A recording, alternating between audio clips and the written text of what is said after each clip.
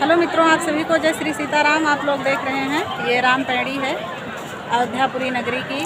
और कुछ लोग हम लोग सरजू नदी के नया घाट पर स्नान किया है और कुछ लोग यहाँ पर राम की पैड़ी में स्नान कर रहे हैं। आप लोग देख रहे हैं बहुत तेज़ी से हाहाकार इसमें मचा हुआ है। देखिए आवाज़ कैसी आ रही है। आप लोग दर्शन करिए राम पैड़ी का।